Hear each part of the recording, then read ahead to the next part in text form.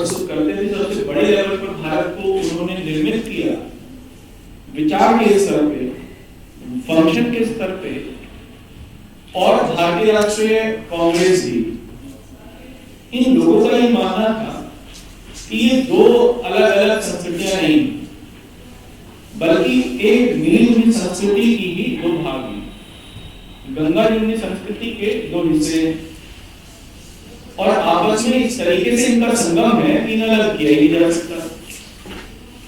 हिंदू और मुसलमान, इन दोनों में इतना ज्यादा मेल जोल है या इतनी ज्यादा समानताएं पाई जाती हैं कि इन्हें कोई भी व्यक्ति अलग अलग नहीं पहचान सकता। दोनों एक ही धारा के भाग हैं। ये इंक्लूसिव विचारधारा थी या डिविजिव? इंक्लूसिव।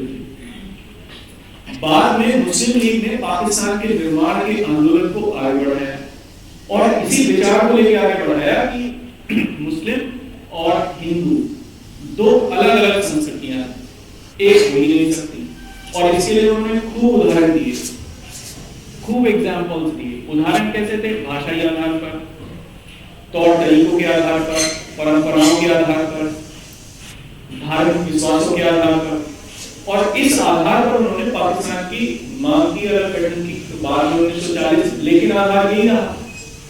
अब मुझे ये बताओ, अगर किसी देश का निर्माण इस आधार पर हो कि हमारा पहनावा अलग है, हमारा खानपान अलग है, या हम आपसे दिखते अलग हैं, या हम आपसे अलग जबान बोलते हैं, तब उस देश में कालांतर में और डिविजिव आइडियोलॉजीज उभरेंगी या नहीं उभरेंगी? पाकिस्तान के निर्माण के बाद इसी प्रकार की स्थिति बनी, और वहां भाषाई आधार पर और डिवीजन बढ़ा। जैसे पाकिस्तान में पंजाब वगैरह में अलग पंजाबी वहां की मुख्य भाषा थी, उर्दू वहां की मुख्य भाषा नहीं है, हालांकि उन्होंने माना उर्दू को, लेकिन उर्दू का प्रयोग वो लोग नहीं करते। पर पाकिस्तान की मुख्य भाषा पंजाबी है, इसलिए पंजाबी वहां की मुख्य भाषा रही। पंजाब का ही वर्चस्व रहा पाकिस्तान के बनने के बाद। अब पंजाब पश्चिम में और बंगाल बिल्कुल पूरब में। बंगाल के जो मुस्लिम थे वो बंगाली बोलते थे, और पश्चिमी पाकिस्तान के जो मुस्लिम थे वो पंजाबी बोलते थे। पूर्वी पाकिस्तान के जो लोग थे वो तहमद बांधते थे। तहमद उनका मुख्य पहनावा था, जबकि पश्चिमी पाकिस्तान के जो लोग थे वो कुर्ता पजामा पहनते थे। अब दोनों में पहनावा के समय भेदभाव आया। पश्चिमी पाकिस्तान के जो लोग थे वो पूर्वी पाकिस्तान के लोगों को या उन मुस्लिम को मुस्लिम ही मानते थे, कन्वर्टी हैं। हाँ सच है, ये मुहाजिर हैं, कन्वर्टी हैं। अरे हम आए बिल्कुल सऊदी अरेबिया से, हम बिल्कुल पैगंबर साहब के नाती नहीं है, ये है ही नहीं। इसलिए ये सब डिविजिव आइडियोलॉजीज बढ़ती रही, और हुआ ये कि पाकिस्तान बनने के बाद वहां की राजनीति पर पश्चिमी पंजाब या पश्चिमी पाकिस्तान का वर्चस्व रहा। जब 1970 के आसपास में इलेक्शन हुए, चुनाव, उसमें जो मुजीबुर रहमान थे वो चुनावी थे।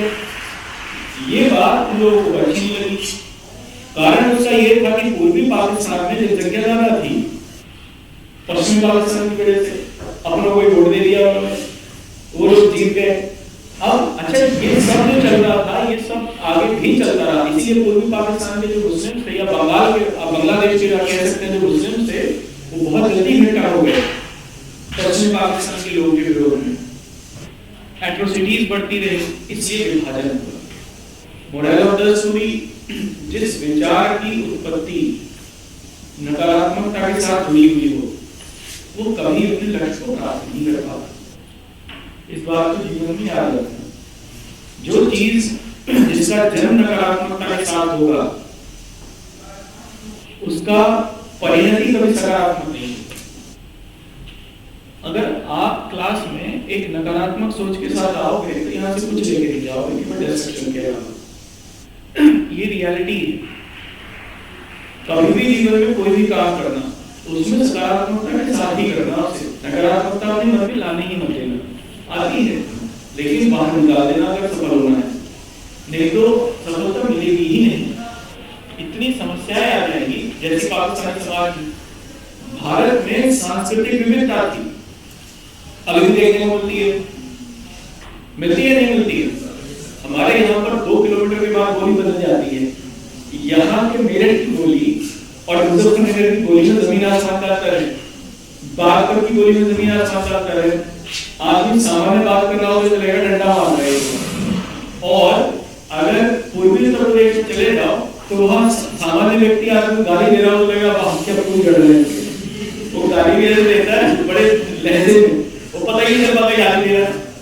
तो ये बोली में अंतर है, लेकिन इसके बाद भी हम यूनाइटेड हैं। भारत में राज्यों का निर्माण ढांचा के आधार पर हुआ है या नहीं, बताइए? हुआ।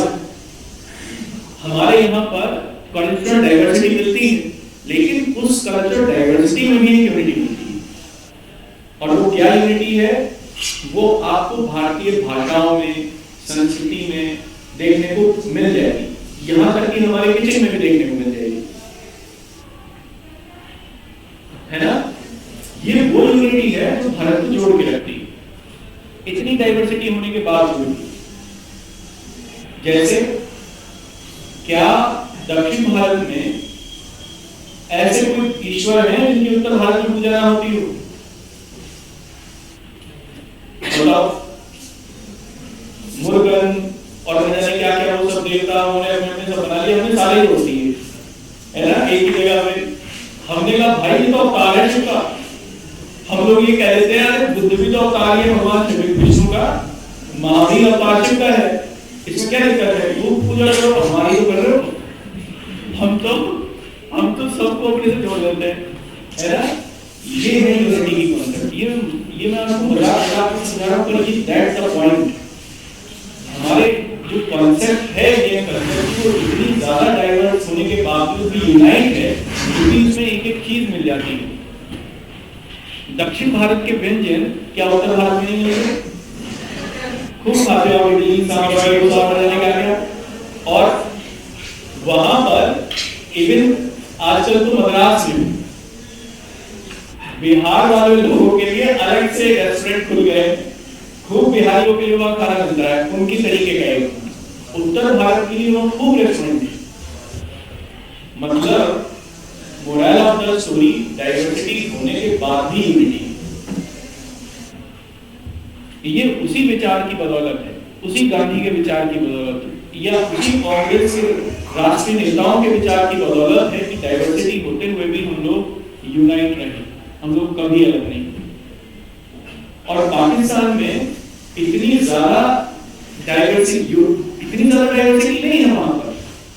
इस्लाम का तो मतलब ही है कि ब्रदरहुड फॉर ऑल, सभी के लिए भाईचारा, मूल विचार है इस्लाम। लेकिन है ऐसे क्यों बोल रहे हैं? थोड़ी है उनका, लेकिन फिर नहीं ऐसे पागल थोड़ी है लोग यहाँ पे। लेकिन फिर भी डाइवर्सिटी होने के बावजूद भी वहां पर डाइवर्सिटी मिलती नहीं है। बहुत सारे कारण हैं, है ना? ये कारण जिन्ना जब 1950 में 1949 में जब जिन्ना का पहली बार इंटरव्यू हुआ तो उनसे पूछा गया कि अब आप ये बताइए कि भारत के साथ संबंधों को कैसा बनाना चाहेंगे। उन्होंने कहा ऐसा जैसा यूएस और कनाडा के संबंध है, दीवार होते हुए भी, बाउंड्री होते हुए भी बाउंड्री नहीं है। और हम भारत के साथ, भारत हमारा बातें नहीं, ये कहीं मिलेगा नहीं, किसी किताब में मिल जाए तो देख लेना, बता देना, मुझे पढ़ा था। भारत हमारा बड़े भाई के रूप में और हमेशा उसी में रहेगा। पाकिस्तान हमेशा भारत के माध्यम से गाइड होता रहेगा अपनी विदेश नीति, अपनी रक्षा नीति और अपनी संचार नीति के लेवल पे। ये उनका मानना था, और इस चीज को उन्होंने विभाजन के बाद ही रियलाइज किया। उन्होंने अपनी पत्नी से कहा, उनकी पत्नी उनकी वाइफ जो थी वो हिंदू थी। दुबई में जिन्ना हाउस बहुत फेमस जगह है, ये बड़ी अजीब सी बात है। जिन्ना की वाइफ जो थी वो हिंदू थी, और जिन्ना की बेटी की जो शादी हुई वो व्यक्ति हिंदू था। अभी जो ये है ना, क्या नाम है इनका, पंजाब 11 सोर्स उन्होंने खरीदा था प्रीति जिंटा के साथ में, प्रीति जिंटा के साथ क्या नाम था उसका, नेक्स वाडिया उनका नाती, उनका घेरता है नेक्स वाडिया जिन्ना का, रियल नेक्स वाडिया की मदर जिन्ना की मम्मी थी। और वो कभी माना नहीं पाकिस्तान, नहीं जिन्ना की भाई, जिन्ना की भाई, हाँ जिन्ना की बेटी,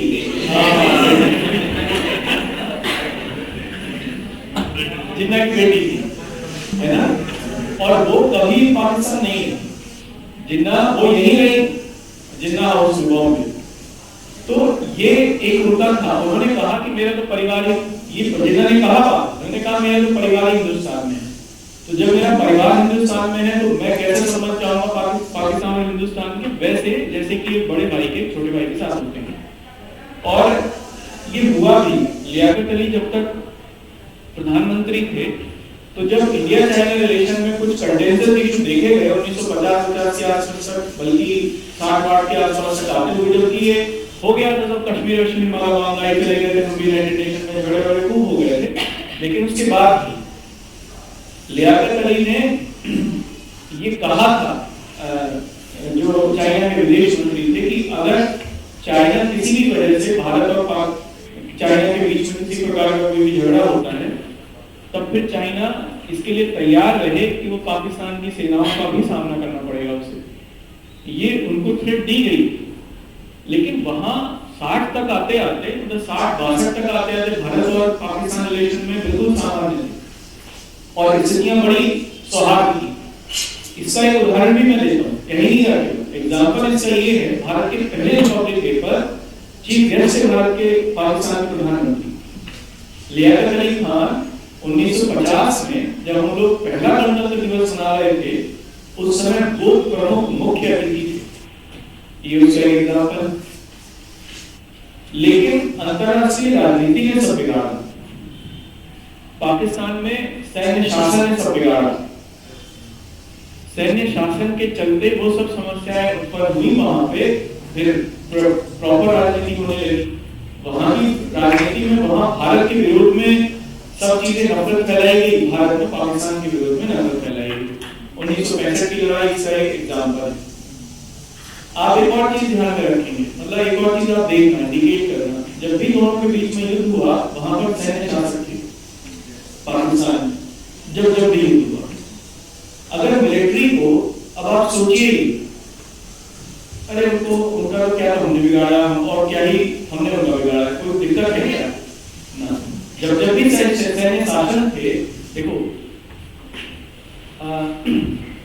अगर लोकतंत्र के ऊपर सेना को कब्जा करना हो तो सेना क्या करे, युद्ध का खतरा दिखाए ना दिखाए। अगर भारतीय सेना ये दिखाए कि चाइना हमें मार लेगा और हमारा जो चुनी हुई व्यवस्था है वो इतनी सक्षम नहीं है कि वो चाइना का सामना कर सके, तो एक काम करो, शक्ति हमें दे दो, हम अपने आप बोल लेंगे चाइना को। अगर ऐसी विचारधारा बना दी जाए देश में, ऐसी हवा फैला दी जाए, तो क्या सेना शक्तिशाली हो जाएगी या नहीं हो जाएगी? आराम से तख्ता पलट कर सकती है नहीं।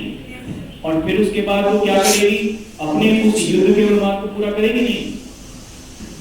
एक मिनट के लिए सोचो, अगर जिले में मार्शल लॉ लगा दिया जाए और सेना के मेजर को यहाँ पे दे दिया जाए कानून व्यवस्था बनाने का अधिकार, तो फिर नागरिक स्वतंत्रताओं का हनन होगा या उनका संरक्षण होगा? इसीलिए सेना के लोगों को शहर के बाहर रखा जाता है, कैंप कभी भी आपको शहर में नहीं मिलेगा, और सेना के लोगों को प्रतिबंधित होता है शहर में घूमना भी। मिलिट्री पुलिस वाले घूमते रहते हैं और उनको देख के भाग जाते हैं सेना के लोग, सेना के जवान, क्योंकि प्रतिबंधित होता है। ये सब एक साइकोलॉजी है।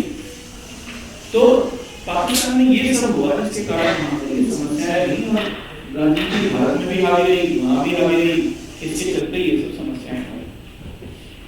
चलिए, ये तुम्हारे सवाल का आंसर था। आज जो हम लोगों ने क्वेश्चन लिखा है, इसको हम लोग इसका आंसर कल कर लेंगे। देखो हमने ये किया है कि सोशल इश्यूज आपके मेंस एग्जामिनेशन का एक भाग है पेपर 1 का।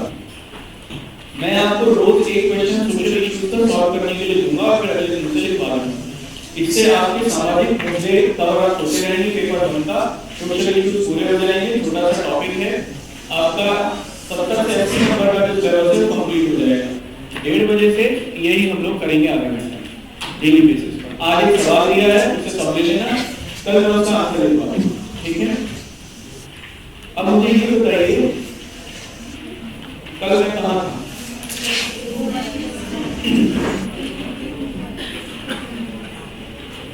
अच्छा, भूमध्य सागरीय बायोम करना है।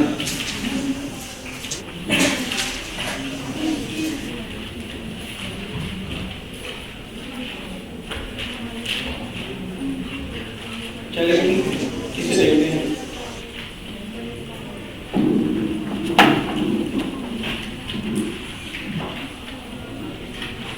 देखो, भूमध्य सागरीय बायोम भूमध्य सागर के आसपास के बायोम को कहते हैं, मेडिटेरेनियन सी के आसपास के बायोम। इसके अलावा कुछ और भी क्षेत्र हैं भूमध्य सागरीय बायोम में। पहले भूमध्य सागरीय जलवायु को समझो, उसके बाद भूमध्य सागरीय बायोम को समझो। मेडिटेरेनियन टाइप का क्लाइमेट एक ऐसा क्लाइमेट है जिसमें सर्दी के मौसम में वर्षा होती है, और ये वर्षा टेम्परेट साइक्लोन के माध्यम से होती है। शीतोष्ण कटिबंधीय चक्रवातों के माध्यम से, ठीक है। अब चक्रवात कब बनेंगे, साइक्लोन कब बनेंगे? जब गर्म और ठंडी हवाएं आपस में मिले। गर्म हवा नमी वाली हवा होती है, ठंडी हवा ड्राई होती है। इसलिए जब दोनों आपस में मिल जाती हैं तो जो गर्म ठंडी हवा है वो गर्म हवा को ठंडा कर देती है, उसमें कंडेंसेशन बढ़ जाता है, संघनन बढ़ जाता है। संघनन बढ़ने से बादल बनेंगे और बारिश होनी शुरू होगी। इसलिए भूमध्य सागरीय क्षेत्रों में सर्दियों के मौसम में वर्षा होती है, ठीक है। वहां नमी गर्म हवाएं प्राप्त करती हैं सागर से, इसलिए लेकिन उस समय की मात्रा कम होती है, ज्यादा नहीं होती। तो भूमध्य सागरीय क्षेत्रों में वर्षा तो होती है सर्दियों के मौसम में, लेकिन सामान्य वर्षा होती है, यानी 75 से 80 सेंटीमीटर तक वर्षा इन क्षेत्रों में होती है। यहाँ की वनस्पति कैसी है? तो जनरली यहाँ पर साइट्रस प्रकार के फ्रूट मिलते हैं, खट्टे फल मिलते हैं, खट्टे रस वाले फल मिलते हैं, जैसे संतरा, नींबू, इस प्रकार।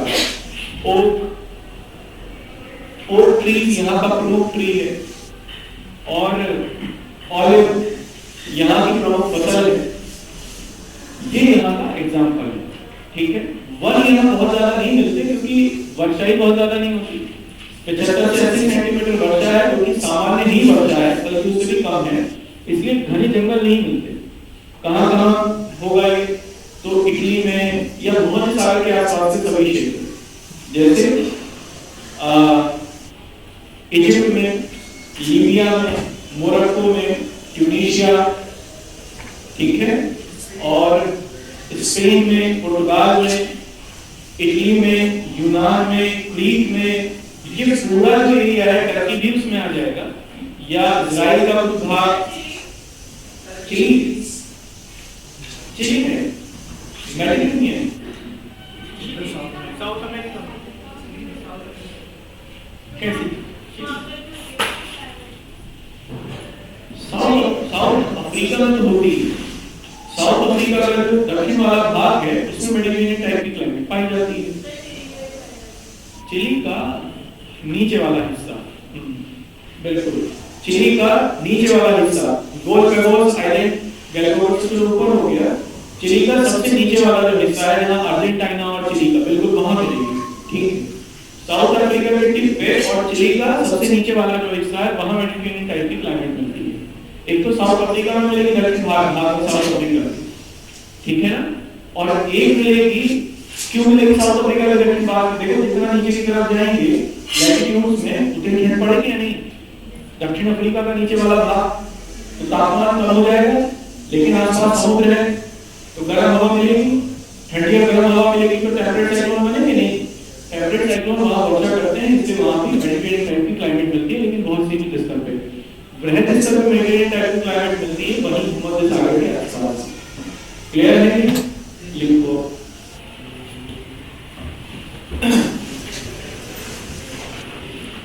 रूम सागरीय बायोम का विस्तार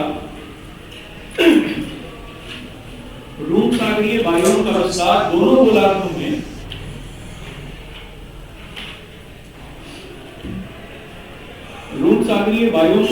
दोनों गोलार्धों में 30 से 45 डिग्री अक्षांशों के मध्य पाया जाता है।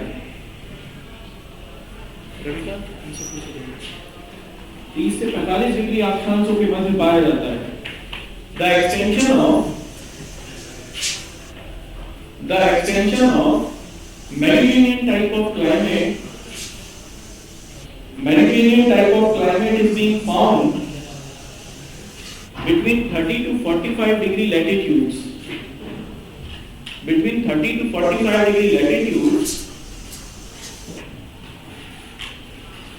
ठीक है। यहाँ वर्षा सर्दी के मौसम में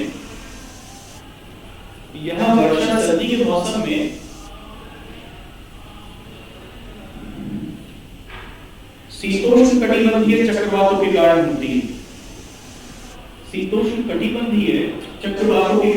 है। Here the rain would be due to temperate cyclones in winter season.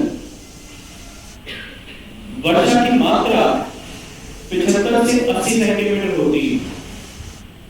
The quantity of rain would be 75 to 80 centimetre. ठीक है। अच्छा ये बताओ, वर्षा कम है, पत्ते कैसे मिलेंगे पेड़ों पर? छोटे या बड़े? छोटे। आप कभी देखना ऑलिव के ट्री के पत्ते छोटे मिलेंगे आपको। नींबू, संतरा पत्ते बड़े होते हैं, छोटे। इसलिए छोटे पत्ते वाले तो पौधे मिलेंगे। अच्छा ये बताओ, छाल कैसे मिलेगी इन पौधों की? छाल या बर्फ कड़ी होगी या मुलायम होगी? कड़ी होगी, जिससे कि पानी को एब्जॉर्ब किया जा सके, स्टोर किया जा सके। लकड़ी कड़ी होगी या मुलायम? लकड़ी कड़ी होगी या मुलायम?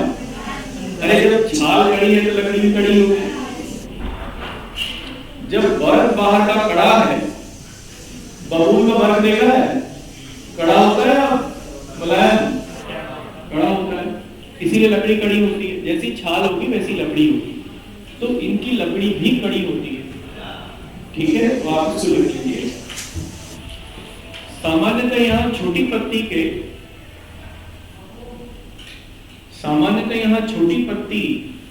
के कठोर लकड़ी वाले वृक्ष प्राप्त होते हैं।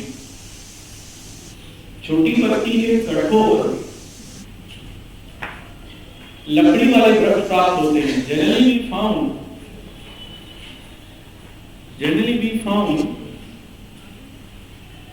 the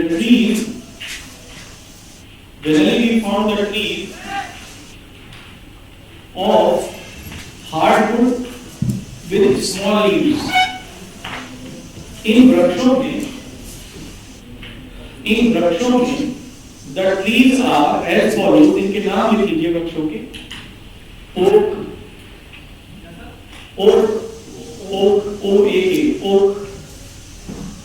birch, BERCH, birch, maple, इसकी पत्तियों को यूरोप में, मैपल की पत्तियों को यूरोप में हमारे यहाँ भी मिलती हैं, जम्मू कश्मीर में। मैपल की पत्तियां आपने देखा होगा इन दिनों में पतझड़ जब होता है तो कुछ बड़े आपको जो पेड़ है ना वो लाल पत्तियों के मिलेंगे, रेड कलर की पत्तियां हो जाती हैं सूख के, बड़ी हार्ड होती हैं वो, ये मैपल की होती हैं। और जम्मू कश्मीर में क्या करते हैं, इन एरियाज में भी शरीर को गर्म करने के लिए इसका प्रयोग करते हैं। वहां पे अंगीठी बनाई जाती है जो शरीर से चिपका ली जाती है। अजीब तरीके की है वो, टंगड़ी कहते हैं उसे, टंगड़ी। हाँ, टंगड़ी बनती है वहां जम्मू कश्मीर में। तो वो क्या करते हैं, वो गर्म करने के लिए होती है शरीर को, तो वो भट्टी टाइप की होती है, उसमें इन पत्तियों को डाल देते हैं मैपल की, और वो पत्तियां उसको कड़वी को गर्म करती हैं जल के। लंबे समय तक चलती रहती है, और बॉडी में जो टेम्परेचर है वो बढ़ता रहता है। वहां भी यूज किया जाता है इनका, मैपल की पत्तियों का। तो इंपॉर्टेंट है मैपल। दूसरा लिखना है वॉलनट, अखरोट।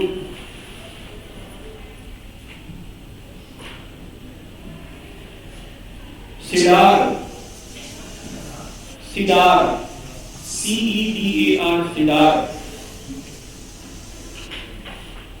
तथा एल्म के वृक्ष पाए जाते हैं, तथा ELM, एल्म के वृक्ष पाए जाते हैं। And the elm tree is being found.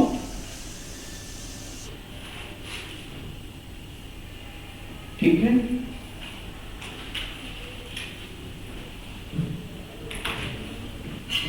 Next लिख लीजिए, इसमें ये नोट करके लिख लीजिए। देखो, क्योंकि यहां पर बारिश कम होती है तो घने जगह नहीं मिलते, इसलिए यहाँ बहुत कम प्रजातियों के जीव पाए जाते हैं। जैसे कुछ बंदर प्रजातियां ही पाई जाती हैं जो कि हर जगह मिलेंगी, तो बैबून्स वगैरह यहाँ पर मिलते हैं। तो आप देख लीजिए, यहाँ के प्रमुख प्राणियों में बैबून्स या बंदर,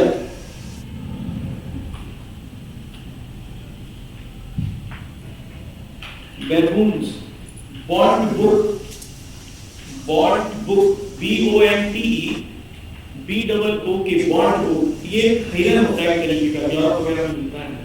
बॉन्ट बुक आदि पाए जाते हैं। बैबून्स और burnt book is being found. ठीक है। Burnt book, BONTE, BOO। ठीक है। अब इसके बाद हम लोग ऊपर चलते हैं, तो और ऊपर चलेंगे तो क्या आ जाएगा ऊपर? टैगा फॉरेस्ट आ जाएंगे, जो कि पश्चिमी या पछवा पवन के माध्यम से बारिश होती है। वहां पर जहां पर पछवा पवन का क्षेत्र है, वहां पर हम लोगों को टैगा फॉरेस्ट मिलते हैं, क्योंकि वेस्टर्लीज वर्षा करती है। वेस्टर्लीज तेज चलती है, धीमी चलती है? पछवा पवन तेज चलती है, धीमी? तेज चलती है। 40 डिग्री पर क्या नाम है इनका? यूनियस 40, 50 पर श्रिंकिंग, क्या कहते हैं? श्रिंकिंग, रोलिंग 40, 40 पर रोलिंग 40, 50 पर फ्यूरियस 50 और 60 पर श्रिंकिंग 60, है ना? तेज चलती है, यही क्या नाम है? दहाड़ का 50, 30 का 60 हो जाएगा क्या? अब एक बात बताओ, जब ये तेजी से चलेंगी पानी के ऊपर, तो पानी को कम मात्रा में एब्जॉर्ब करेंगे, ज्यादा? अगर हवाई जहाज तेजी से पानी के ऊपर से निकाला जाए तो पानी ऊपर उठेगा ना? नहीं उठेगा, ऊपर उठेगा, है ना? और हवा अगर तेजी से निकाली जाए तो पानी को एब्जॉर्ब कर लेगी, नहीं ज्यादा कर लेगी। जितनी स्पीड से हवा पानी के ऊपर से निकलती है उतना ही ज्यादा ऊपर एब्जॉर्ब कर लेती है। इसका मतलब इनमें नमी की मात्रा ज्यादा होगी। अब ये पश्चिम से पूरब चल रही है, इसलिए पछवा पवन कहते हैं। इसका मतलब कॉन्टिनेंट के पश्चिमी भागों में वर्षा करेंगी 40 से लेके 65 डिग्री सेल्सियस तक, इसलिए कॉन्टिनेंट के पश्चिमी भागों में वर्षा होती है, दबाव की बारिश होती है। पूरी पृथ्वी पर अब यहाँ खूब बारिश होती है, तो ये बताओ घने जंगल मिलेंगे नहीं मिलेंगे? इसलिए पृथ्वी पर इक्वेटोरियल रीजन के बाद दूसरा क्षेत्र जहां घने जंगल मिलते हैं सबसे ज्यादा, वो 40 से लेकर 60 डिग्री के बीच का एरिया है। यहीं पर इन फॉरेस्ट को हम लोग टैगा फॉरेस्ट कहते हैं। ठीक है। कनाडा, रशिया, जहां पर जो कि दुनिया में सबसे दूसरे या तीसरे नंबर के सबसे ज्यादा वन वाले देश हैं, वो इसी रेंज में आते हैं, देख लीजिए। ठीक है। तो दूसरा क्षेत्र है ये, जहां दूसरी पृथ्वी की सबसे ज्यादा वर्षा होती है 40 से लेकर 65 डिग्री, और दूसरे सर्वाधिक वन प्राप्ति का भी क्षेत्र है ये पृथ्वी पर। तो लिख लीजिए अगला हेडिंग, टैगा फॉरेस्ट। ठीक है। इसमें लिख लीजिए सामान्यतः ये 40 डिग्री से 65 डिग्री अक्षांशों के मध्य दोनों गोलार्धों में पाए जाते हैं। 40 से 65 डिग्री अक्षांशों के मध्य दोनों गोलार्धों में पाए जाते हैं। Generally these would be found, these forests ऐसा लिखा, generally these forests would be found between 40 to 60 degree, 65 degree latitudes, 40 to 65 degree latitudes in both the hemisphere, in both the hemisphere। ठीक है, नेक्स्ट लिखिए। यह पृथ्वी पर दूसरा सर्वाधिक वर्षा वाला क्षेत्र है। यह पृथ्वी पर दूसरा सर्वाधिक वर्षा वाला क्षेत्र है। It is, या ऐसा लिखिए, there would be the second highest rain, there would be the second highest rain on earth।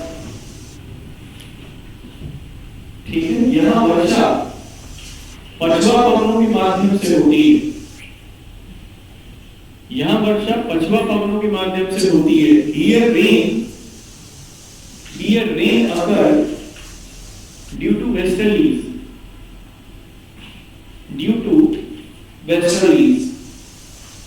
इस कारण यह क्षेत्र पृथ्वी पर दूसरा सर्वाधिक वनों वाला क्षेत्र है। यह क्षेत्र पृथ्वी पर दूसरा सर्वाधिक वनों वाला क्षेत्र है। एंड सो दिस एरिया या this region has the second largest forest area on earth. ठीक है, अब इसमें अगले पॉइंट में लिखना,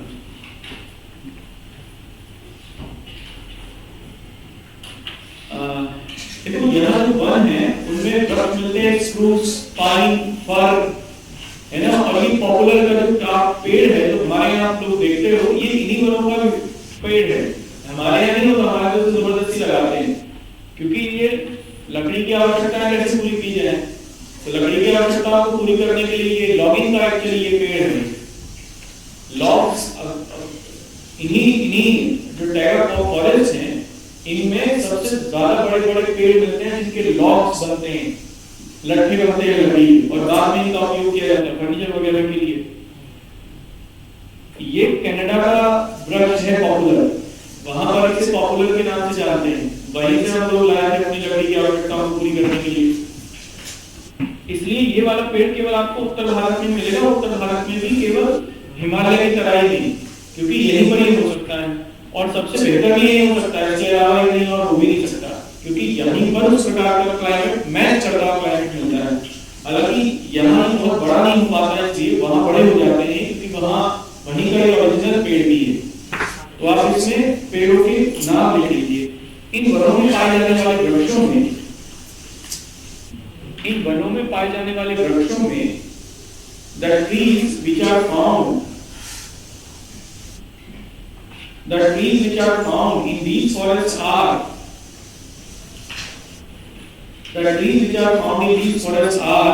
हिंदी में इस दोनों में नाम सेम रहेंगे। स्प्रूस,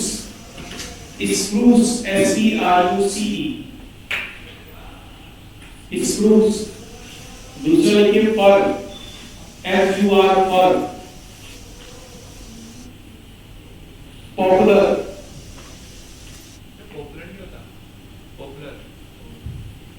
पॉपुलर लिखिए POPLAR। नेक्स्ट लिखिए इसमें spruce, fir, pine, PINE, pine, larch, LARCH, तथा एल्डर के वृक्ष प्राप्त होते हैं, तथा एल्डर EALDER, एल्डर के वृक्ष प्राप्त होते हैं। ठीक है,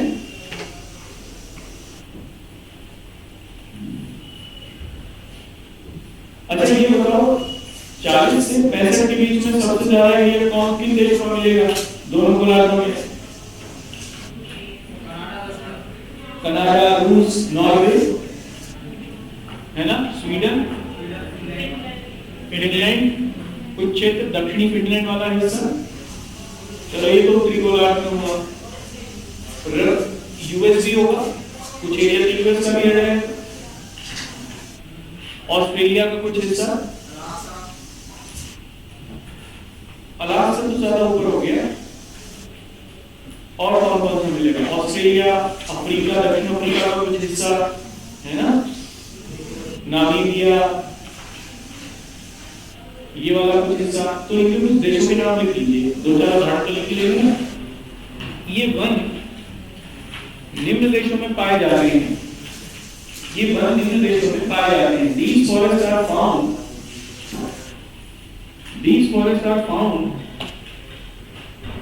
in the countries, ठीक है, नाम लिख लीजिए। कनाडा, यूएसए, कनाडा, यूएसए और रशिया, स्वीडन, नॉर्वे, फिनलैंड। अच्छा, बाल्टिक नेशन में मिलेगा? नहीं, बाल्टिक कंट्रीज में लातविया, लिथुआनिया, एस्टोनिया मिलेंगे, मिल के सकते मिलेंगे। लिख लीजिए, बाल्टिक में मिलेगा। बाल्टिक देशों को लिख लीजिए, बाल्टिक देश, बाल्टिक कंट्री, क्योंकि वेस्टर्ली से बारिश तो वहां भी होती है। दक्षिण अफ्रीका, अर्जेंटीना,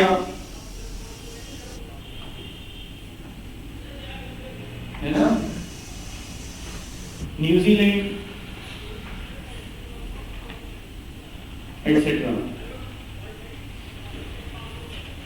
ये बताओ, इनकी लकड़ी मुलायम होगी, कठोर? मुलायम होगी। क्या बात है, लिखो। देखो, यही तो मैं चाहता हूं कि तुम्हें बस पेड़ का नाम बताना हो, फिर तुम सब उसके बारे में पता कर लो कि कितनी बारिश होती है, लकड़ी कैसी होगी, कहाँ होगा।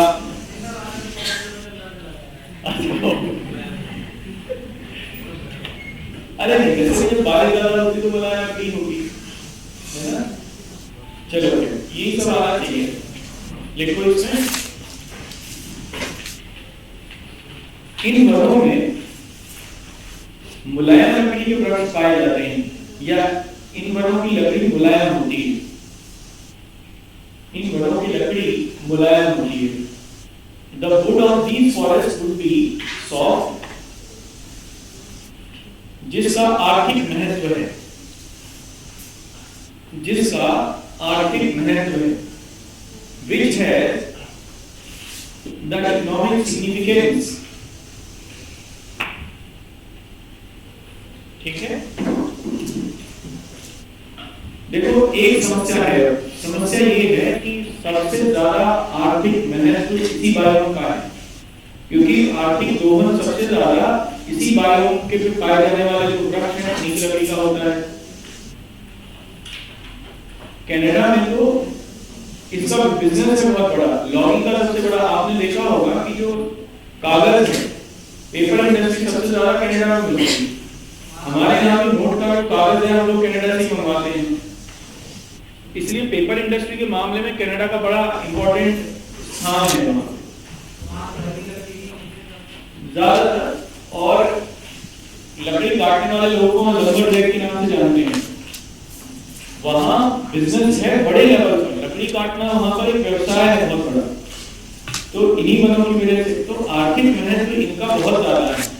इसलिए ये पूछा जाए कि किस बायोम का सर्वाधिक आर्थिक महत्व है, तो that is taiga biome. Clear है? तो लिखो, इस बायोम का सर्वाधिक आर्थिक महत्व है। इस बायोम का सर्वाधिक आर्थिक महत्व है। दिस बायोम है द मैक्सिमम इकोनॉमिक सिग्निफिकेंस।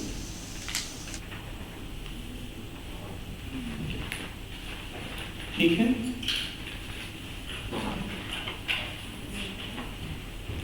एक बात बताइए, यहाँ की मिट्टी में ह्यूमस की मात्रा कम होगी या ज्यादा होगी?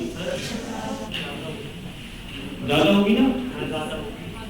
देखो वर्षा पूरे वर्ष भर तो होगी नहीं,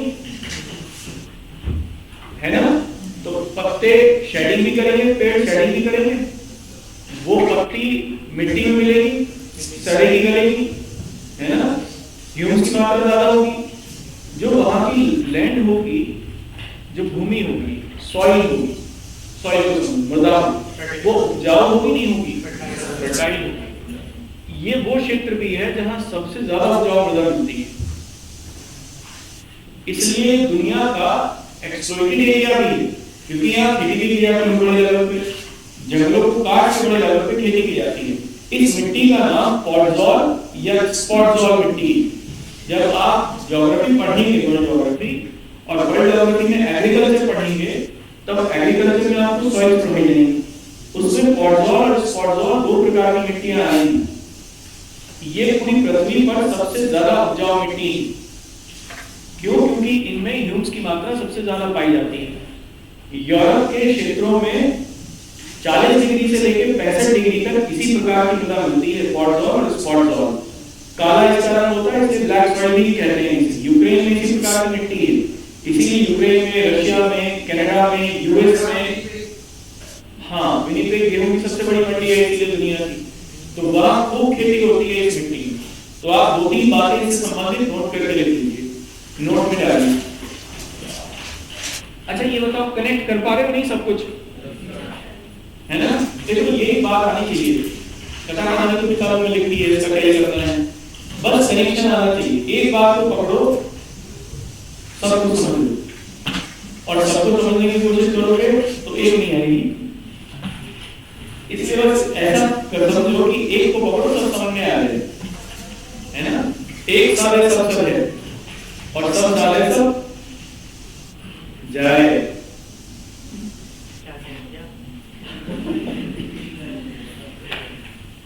नहीं है समझ पे? बिहारी में एक कहावत है, बिहार में एक कहावत है, एक साले सब सले, यानी एक को ठीक कर लो लाइफ में, सब चीज ठीक हो जाएगी। सब साधे सब जाए, सब चीज ठीक करने के पीछे लोगोगे तो कुछ ठीक नहीं होगा। That's it. क्योंकि लाइफ में लिंकिंग है, क्रोमैटिक जालिका के तरीके से, है ना? तो वैसी है लाइफ भी, एक दूसरे से सब जुड़ा हुआ होता है। और अगर आपने एक खराब हुआ तो पूरी क्रोमैटिक जालिका बर्बाद है। नहीं आप नहीं है, यहाँ सब खास बात हो रही है, आपकी बात नहीं हो रही, है ना? चलो क्या लिखो, इसमें लिखना यहाँ की मिट्टी में या इन वनों की मिट्टी में ह्यूमस की मात्रा अत्यधिक पाई जाती है। इन वनों की मिट्टी में ह्यूमस की मात्रा अत्यधिक पाई जाती है, ठीक है? Humus would be abundantly found in the soil of these forests,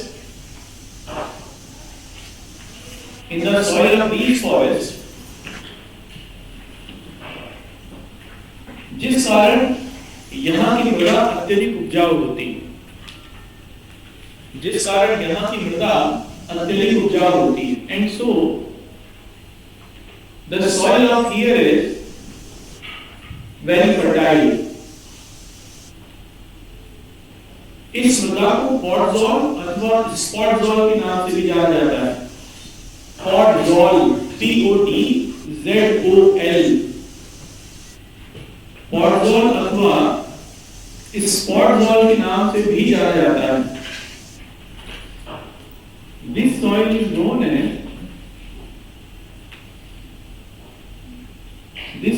known as पॉडजॉल और स्पॉटजॉल, SPOTZOL, ये कई बार आया है, ठीक है?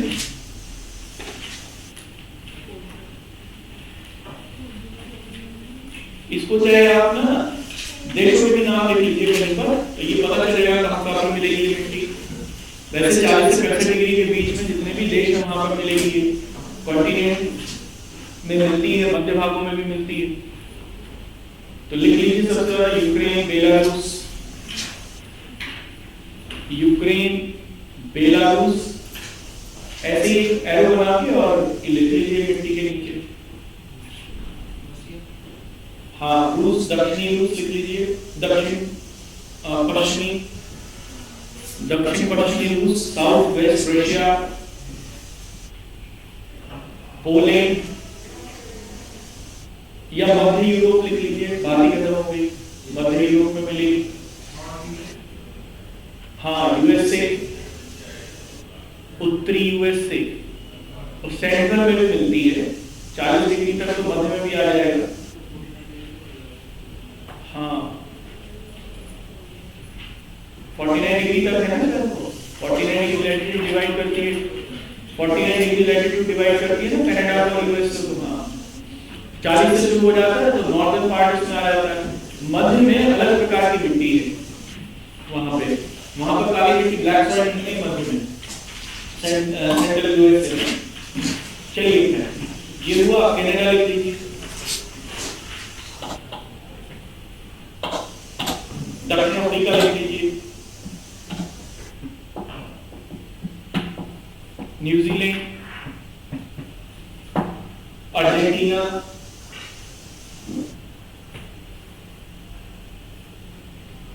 यही है, ठीक है। फिनलैंड वगैरह को मैंने पहले लिखवा दिया है ना, जहां वो पहले जितना लिखवा सब में मिलेगी, प्रकार की मिट्टी मिलेगी।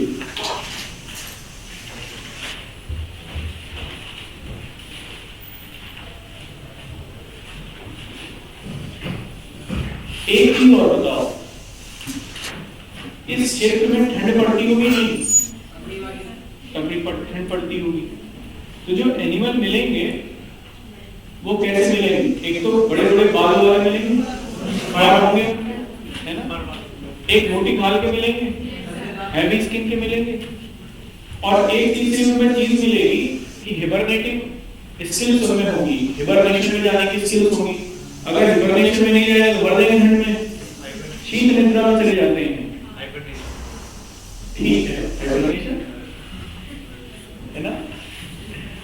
वैसे अगर मैं कहूं हिबरनेशन तो कुछ दिक्कत है नहीं सर, वो सही सर, मैं तो ह्यूम्स है,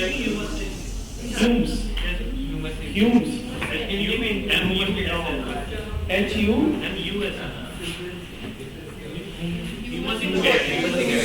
ह्यूमस देखो, हिंदी में उसे एच यू आधा याद बनेगा, उसमें नहीं आधा हा बनेगा, आधा हा, यू आधा मा और सा बनता है। इंग्लिश में ह्यूमस बोलना है, तो हम तो हिंदी वाले हैं भैया, फिर तो आप इसलिए हम तो ह्यूमस कहेंगे, आप ह्यूमस बोल लीजिए, क्या फर्क पड़ रहा है ना। राम को रहम कहे तो दिक्कत है, आ रहे हैं तो होते दोनों, बताओ, लिखो रहम लिख के दिखाओ मुझे, और फिर मुझे राम लिख के दिखाओ, और दोनों में गलती बताओ क्या है, कैसे पता चलेगा? ये कैसे पता चलेगा? नाम एक मेमोरी, मैं तो रैम लिख आ रही हूं, बता रामा, तो फिर राम क्या होगा?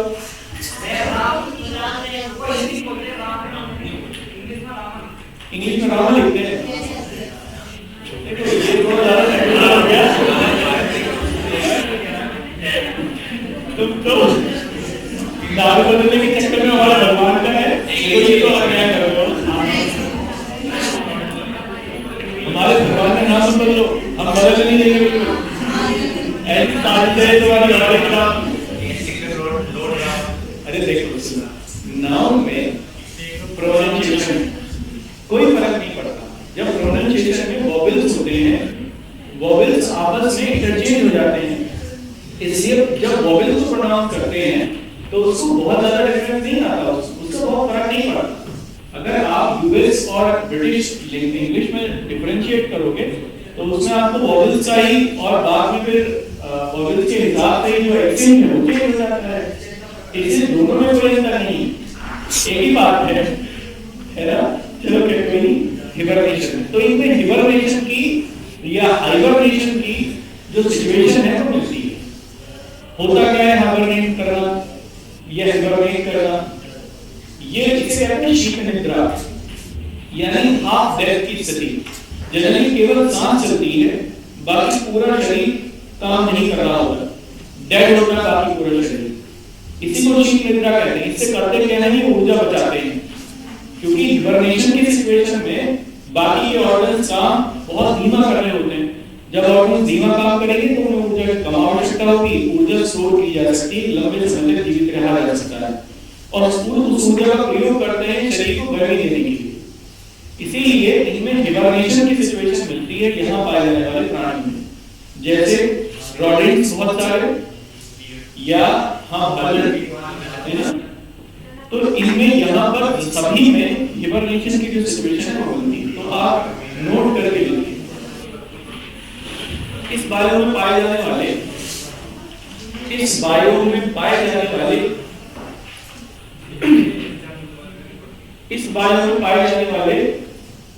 जीवों की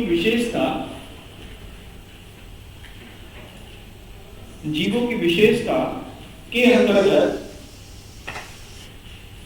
पहला लिखना, अंग्रेजी में लिख दीजिए पहले, द characteristics of the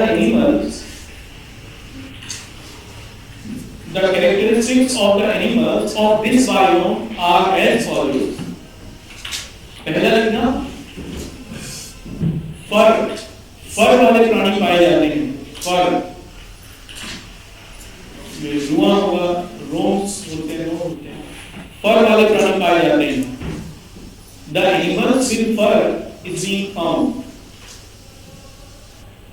ठीक है। दूसरा लिखना, इनमें शीत निद्रा की अवस्था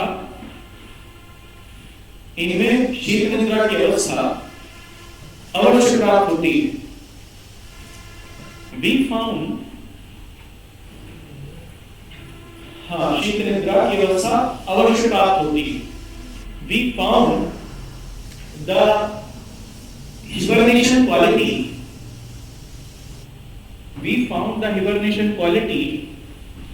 in these animals too. ठीक है। उदाहरण ले लीजिए, जैसे भालू, पोलर बियर, है ना, ध्रुवीय भालू या पोलर बियर लिख लीजिए।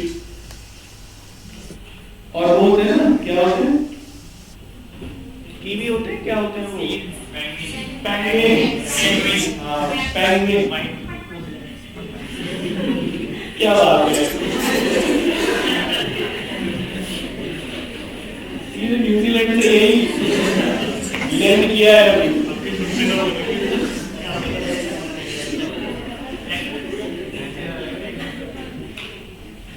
चलिए पेंगुइन, है ना। और क्या लिख सकते हैं,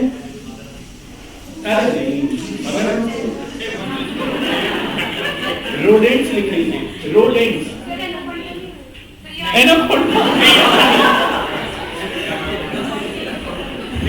हाइबरनेट करता है ट्रॉपिकल एरिया में। अरे इसको खूब मिलता है खाना, बंदरों को खूब खाता है वहां पे पेड़ों पे वो, क्योंकि खूब बंदर मिलते हैं उसे अमेज़न में, है ना। प्रिय भोजन है एनाकोंडा का बंदर। देखो यहाँ तो कोई नहीं है, पता चला आ गया यहीं पे। मैं तो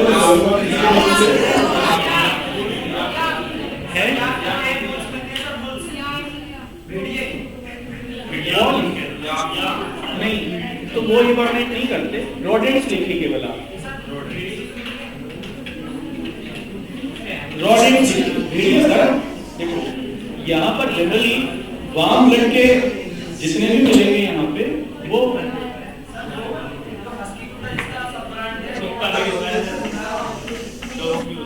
देखो, डॉग्स वगैरह मिलेंगे, ऐसा हो सकता है, लेकिन हिबरनेशन की क्वालिटी उनमें नहीं होती, कुछ में होती है। रोडेंट्स लिख लीजिए, अरे रोडेंट्स लिखो, रोडेंट्स है हिंदी में। रोडेंट्स एक वर्ड है जिसमें चूहा, गिलहरी ये सब आते हैं। हाँ, चूहा गिलहरी वगैरह रोडेंट्स में आते हैं। कृंतक कहते हैं, हाँ कृंतक कहते हैं, जिनके दांत होते हैं उतरने वाले, कृंतक है ना, रोडेंट्स। चलो ये आपका कंप्लीट हो गया। अच्छा, इनमें एक और चीज लिखिए, मौसमी प्रवास यहाँ मिलेगा या नहीं? माइग्रेशन, सीजनल माइग्रेशन मिलेगा नहीं प्राणियों में? मिलेगा। तो लिखो इस बात को भी नोट में, यहाँ पाए जाने वाले प्राणियों में, क्योंकि ठंड बहुत पड़ती है, माइग्रेट कर जाते हैं साइबेरियन क्रेन जैसे, यहाँ पर पाए जाने वाले प्राणियों में मौसमी प्रवास पाया जाता है, मौसमी प्रवास पाया जाता है। We found the seasonal migration. We found the seasonal migration. We found the seasonal migration in the animals of this biome. Of this biome. ठीक है, ये हमारा कंप्लीट हो गया, वनीय बायोम कंप्लीट हो गया। अब इसमें आप अगला हेडिंग डाल लीजिए, घास वाले देखेंगे अब, है ना, वन के बाद घास आएगी, तो अगला हेडिंग डालिए घास प्रदेशीय बायोम। घास प्रदेशीय बायोम, ग्रासलैंड बायोम्स।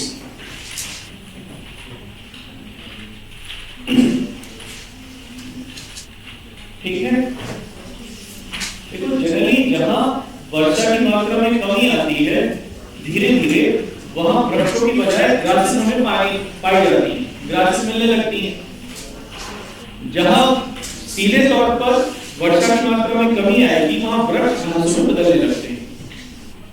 वर्षा की मात्रा में कमी दोनों जगहों पर देखने को मिलती है। कहां पर?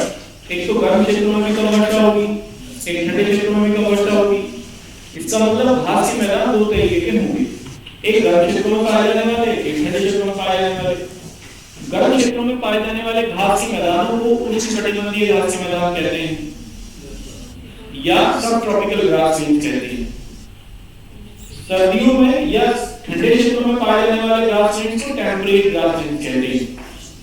ठीक है, जो ग्रासलैंड सब ट्रॉपिकल ग्रासलैंड है या ट्रॉपिकल ग्रासलैंड है, जहां गर्मी पड़ती है, वहां तुलनात्मक रूप से वर्षा की मात्रा ज्यादा होती है, क्योंकि जब गर्म क्षेत्र है तो बारिश थोड़ी पड़ेगी नहीं ज्यादा, इसलिए वहां ग्रासेस बड़ी बड़ी मिलती है। तो ऐसे ग्रासलैंड को जहां घास बड़ी मिलती है, सवाना प्रकार की ग्रासलैंड हम लोग उन्हें कहते हैं। सब ट्रॉपिकल ग्रासलैंड का उदाहरण है सवाना घास के मैदान, जहां वर्षा की मात्रा में कमी आएगी, या ठंडे क्षेत्रों में वर्षा की मात्रा कमी होगी, या तो बारिश होगी नहीं, होगी तो बर्फ वगैरह के फॉर्म में होगी, प्रेसिपिटेशन स्नोफॉल के फॉर्म में होगी, इसलिए वहां पर नमी की मात्रा कम रहती है, तो घास से मिलेगी, छोटे छोटे मिलेगी। लश ग्रीन एक 40 इंची होती है ग्रासेस की, ऐसे ग्रासेस को हम लोग टेम्परेट ग्रासेस कहते हैं। एक और बात बताओ, वेस्टर्लीज चलेगी, वेस्टर्लीज 40 से 65 डिग्री के बीच में चल रही है, कॉन्टिनेंट के वेस्टर्न पार्ट में बारिश करेगी, ईस्टर्न पार्ट सूखा रहेगा नहीं। तो 40 से 60 या 65 डिग्री के बीच में ईस्टर्न वाले हिस्से में टेम्परेट ग्रासेस मिलेंगे नहीं मिलेंगे? बताओ सोच के। एक तो ठंड पड़ रही है, ऊपर से वर्षा वहां धीरे धीरे कम होती चली गई, तो वन की बजाय अब क्या डेवलप होने शुरू हो जाएंगे आगे ग्रासलैंड। इसीलिए आप देखो 40 से 65 डिग्री के बीच में पश्चिमी भागों में टेम्परेट ग्रासलैंड मिलते हैं। स्टेपीज, प्रेरीज कहां है? यूएस पूरब की तरफ है ना, कनाडा में पूरब की तरफ मिलेंगे, कैलिफोर्निया में मिलते हैं क्या? यूएस में नहीं, एपलेशियन माउंटेन्स के आसपास मिलेंगे जो कि पूरब में है।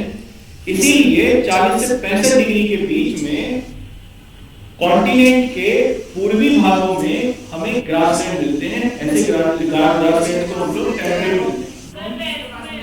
किसके क्या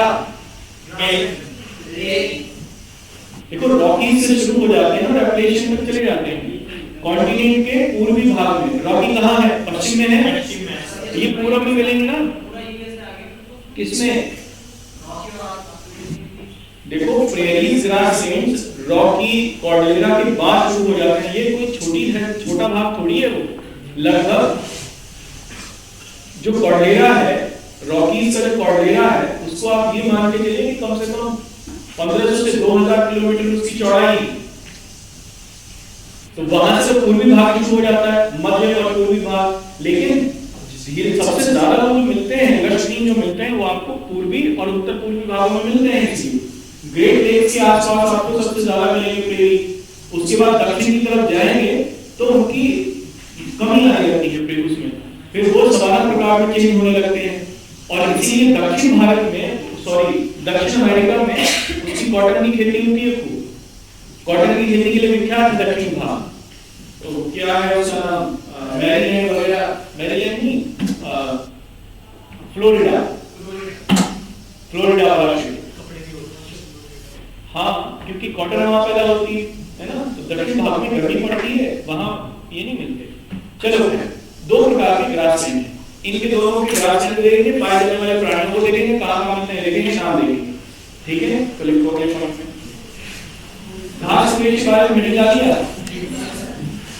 पृथ्वी के लगभग 20% भाग पर, पृथ्वी के लगभग 20% भाग पर घास के मैदान पाए जाते हैं। घास के मैदान पाए जाते हैं। Around 20% part of Earth is covered by grasslands.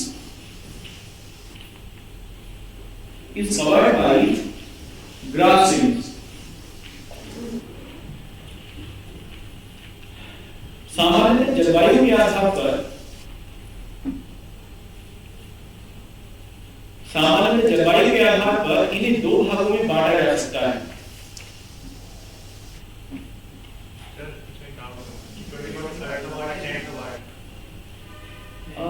Land का ही होगा, पृथ्वी के भूभाग का होगा, है ना। तो आप लिखो, सामान्य जलवायु के आधार पर दो भागों में बांटा जा सकता है। Generally they will be divided into two parts. पहला, उष्ण कटिबंधीय घास के मैदान, सब ट्रॉपिकल ग्रासलैंड्स,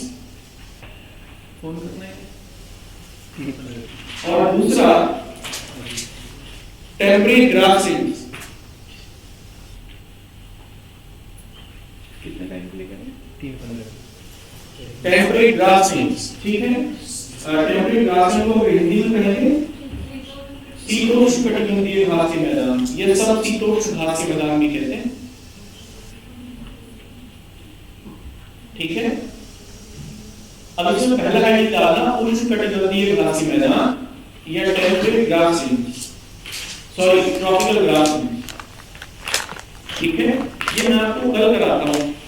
मुझे अभी सीडीओ सर